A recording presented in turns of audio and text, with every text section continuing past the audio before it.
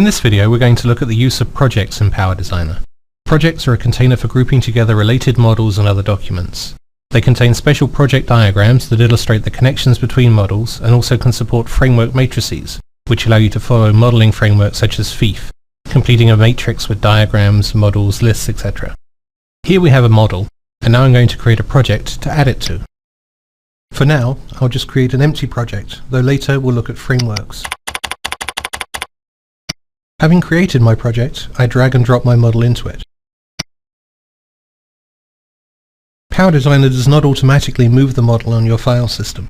This model remains outside the project directory and is shown as a shortcut. I'll move it into the project. Now the model file is inside the project directory, and the symbol no longer shows it as a shortcut.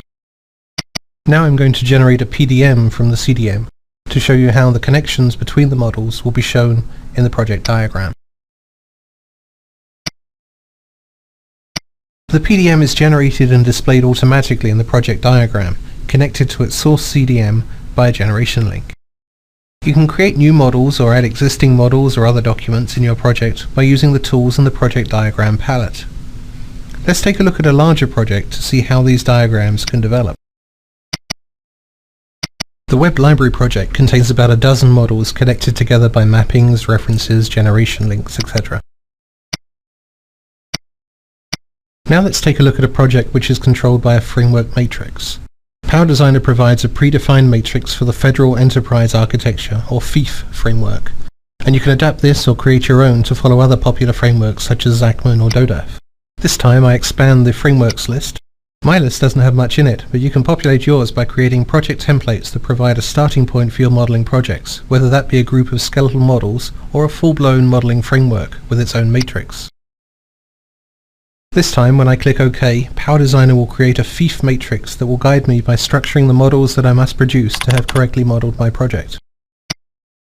In the FEIF and other frameworks, the rows of the matrix represent different perspectives on the data, while the columns represent types of data that must be captured. Here, as we descend the What column, we move from a list of business objects through a semantic or conceptual model, a logical model, a physical model, down into a data directory.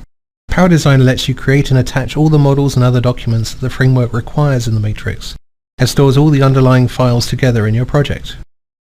To add a document to a matrix cell, I click it to reveal the cell list, which is empty for the moment as I just created this project. To add a list of business objects, I click the New button. My list must be created in an existing or a new model, and here it is. I create a handful of entities and click OK. My list is attached to the cell and is contained within a CDM model in the browser. Now if I click the next cell in this column, I see a different type of action. This time I'm going to populate the cell by generating a model from the CDM I just created. I select it and access the standard Power Designer model generation window. I click OK and generate the model which appears in the browser. I just need to display the symbols and you'll see that the entities I defined in the list in the previous cell are now available on this level.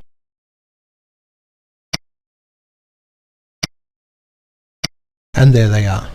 Now let's go back to the framework matrix and see how it is built.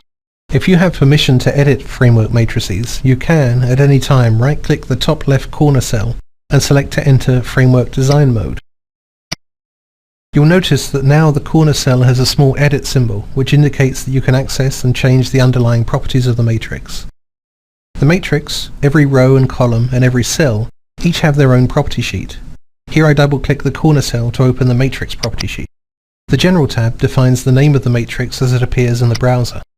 You can create or delete rows and columns on their respective tabs, and also access their property sheets. Double-click a cell while in Framework Design Mode to open its property sheet, from which you control the content that can be placed there. The General tab gives the cell a name and specifies in which folder the content created there will be saved. In general, we create a folder for each column of the matrix within the project. Another important property is the Constrain Contents checkbox, which is selected by default and which restricts the content that can be attached to the cell to only those documents specified on the Actions tab. Let's take a look at that tab. Only one action is specified for this cell. Let's take a look at its property sheet to see what it does. The General tab specifies the name of the action and also includes the multiple checkbox that permits users to invoke the action more than once to attach multiple documents to the cell, and the mandatory checkbox which requires that at least one document of this sort is attached to the cell. The key properties for the action are on the Detail tab. This action is of type generation and allows the user to generate a CDM from the CDM which is located in the list of business objects cell above it in the matrix. The other types of action that can be defined include the creation of model diagrams, external application files, lists of objects, dependency matrices that show the connections between various types of model objects, or complete Power Designer models. In addition to controlling the actions that can be invoked in a cell, framework designers can change the format of cells using the standard Power Designer symbol formatting options. You can control the line and fill colors, the font, and also the image that is displayed in the cell. In this video we have seen a brief introduction to the use of projects and framework matrices in Power Designer. For more information, see the Core Features Guide.